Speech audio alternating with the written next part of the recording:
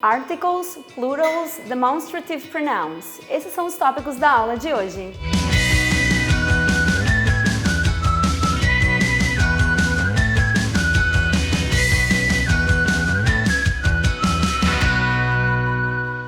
Hello, I'm teacher Alejandra.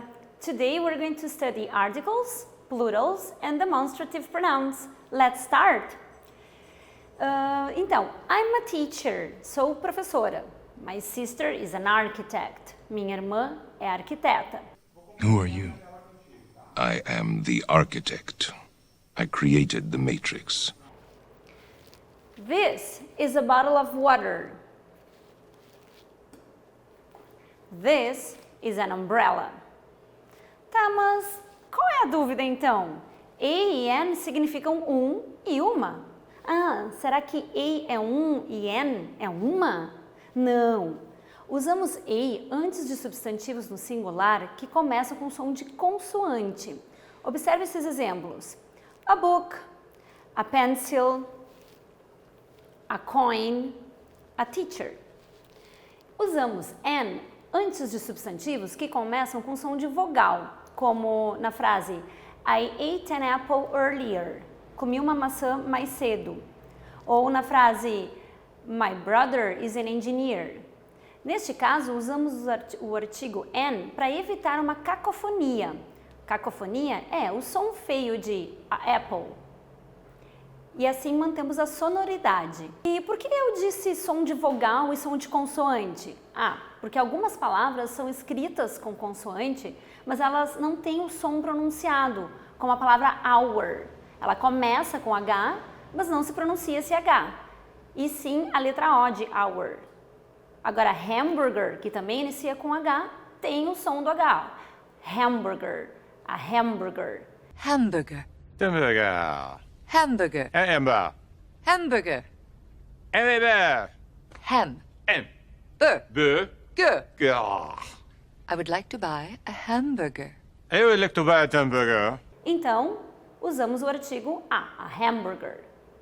Vocês podem pensar, mas eu já vi palavras que começam com U e são usadas com o artigo A e não com o artigo N. Realmente, isso acontece com algumas poucas palavras, mas somente quando a vogal U tiver som como a letra Y, né, que é uma consoante. Por exemplo, quando eu disser a uniform, a university.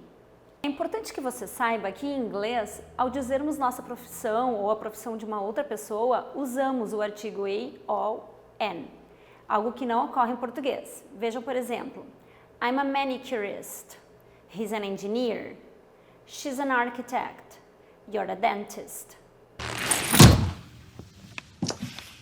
Open. Mas não usamos artigos indefinidos no plural, ok? Vejam. We are lawyers, they're mechanics. Então, mas se eu quiser dizer um substantivo no plural? No plural, o substantivo não pode ser usado com artigo indefinido, a ou n. Então, usamos some.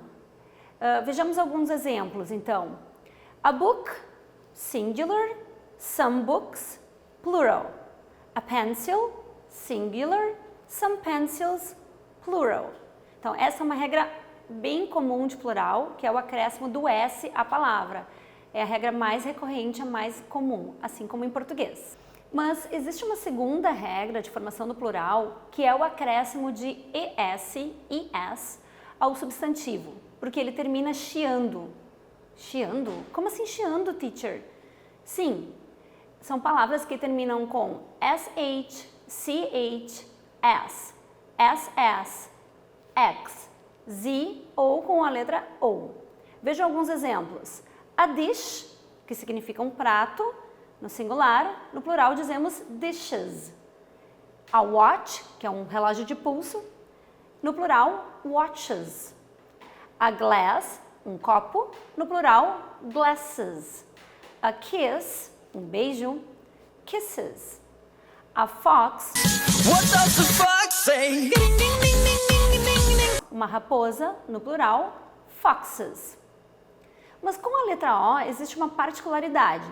Se antes da letra O houver uma consoante, como em tomato, No. You see, I'm a tomato. A tomato? tomate, no plural, essa palavra vai receber ES. Então, no singular, a tomato. No plural, tomatoes.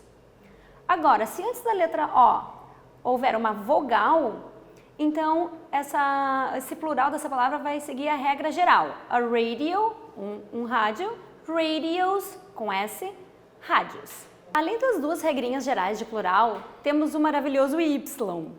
Se uma palavra termina com Y e o Y for antecedido de uma vogal, como na palavra a toy, um brinquedo, basta acrescentar a letra S à palavra para formar o plural. Então, no singular, a toy. You are a toy! No plural, toys. Mas se o Y for antecedido de uma consoante, cortamos o Y e acrescentamos IES. IES. Então, no singular, a dictionary, um dicionário, e no plural, dictionaries. Também temos, assim como no português, os plurais irregulares, como, por exemplo, a woman,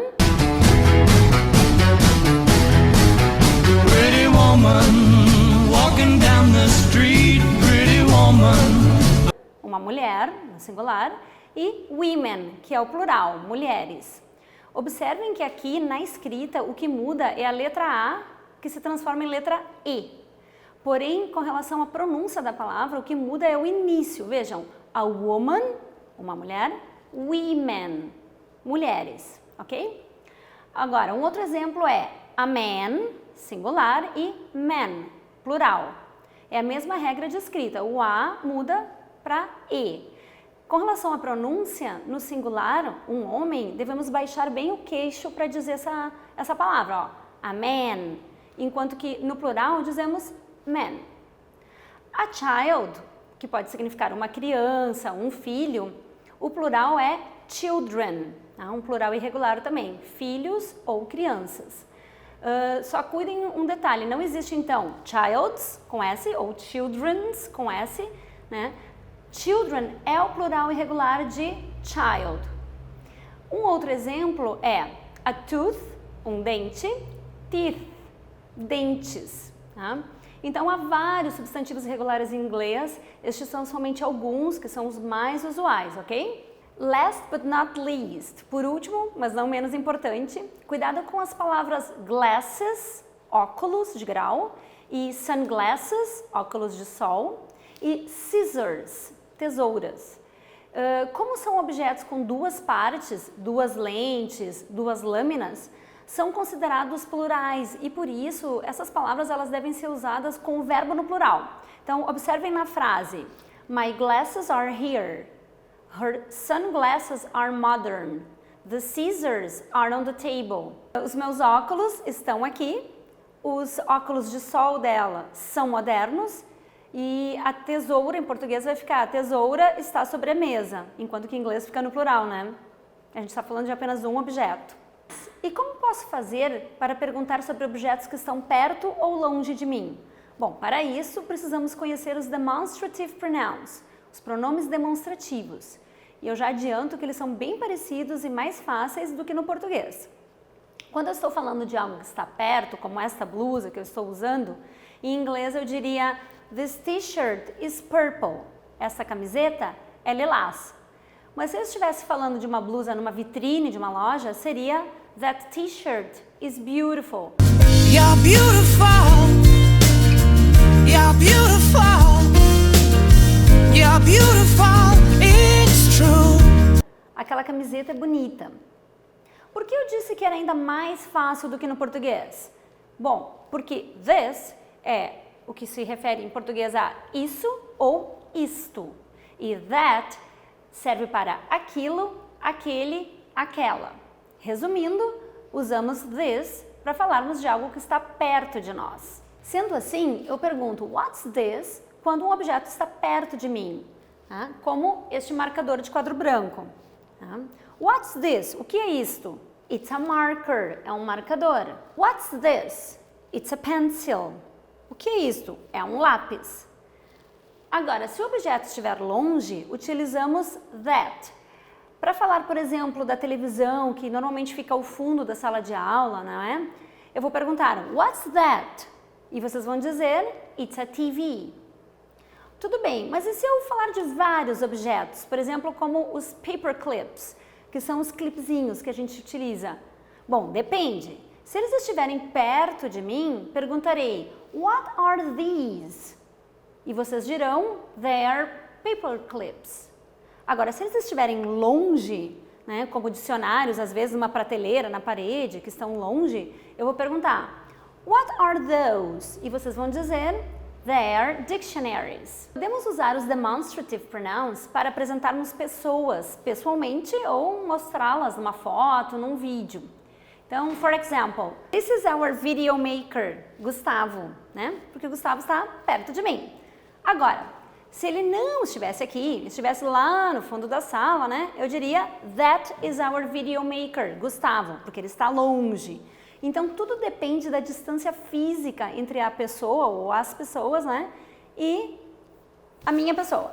A própria pergunta sobre uma pessoa pode indicar a proximidade ou a distância. Então, vejam, quando eu digo, who's this? Né? Quem é este? Quem é esta? A pessoa está próximo de mim para eu poder fazer essa pergunta. Agora, who's that? Quem é aquele? Quem é aquela? A pessoa está distante.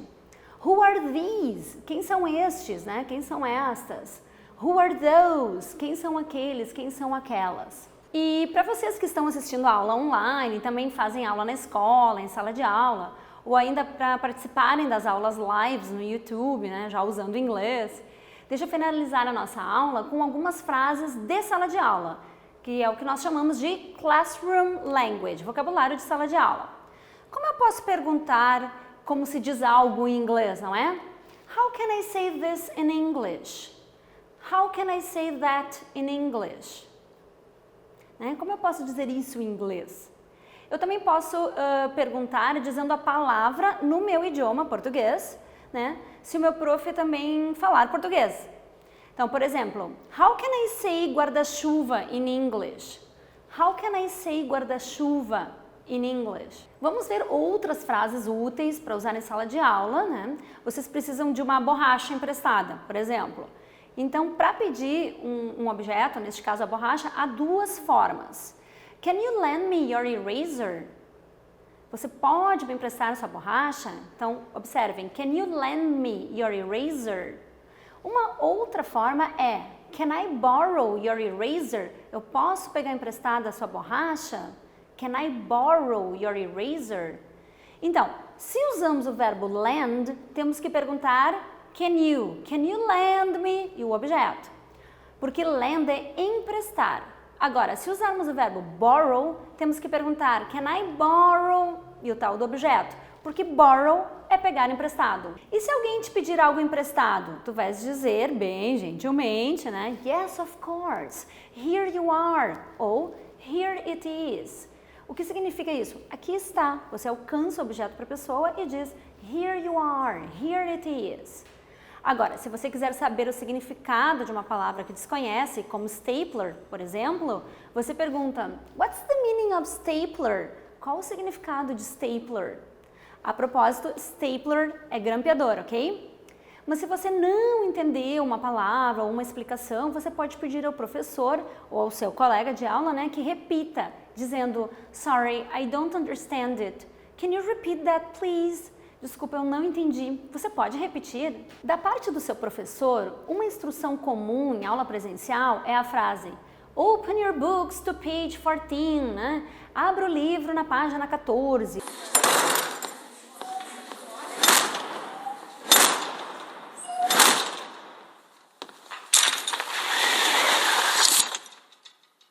Turn to page 394. Ou listen to the audio, ouça o áudio. Write down the answer, anote a resposta. Fill in the blanks, preencha os espaços, né? Normalmente nos exercícios. Circle the correct answer, circule a resposta correta. Ou também, underline the correct answer, sublinhe a resposta correta. Você ainda pode ouvir frases do tipo match the columns, que é relacione as colunas. Agora, se você chegar atrasado na sua aula presencial ou a um compromisso com outras pessoas também, né? Sempre é educado pedir com licença ao entrar no ambiente. Então você diz, excuse me, sorry, I'm late, com licença, desculpe pelo atraso, né? E você ouvirá do seu professor, tomara, né? A seguinte frase, no problem, come in, tudo bem, pode entrar. E na hora de ir embora, lembre-se, né? Bye bye, see you next class. Tchau, te vejo na próxima aula. Have a nice weekend, bom fim de semana. Então, por hoje era isso. Thanks for watching. Lembrando que essa é a aula 3. Temos outras 2 aulas no nosso canal do Mais Língua. Cada aula tem exercícios para você praticar no nosso blog.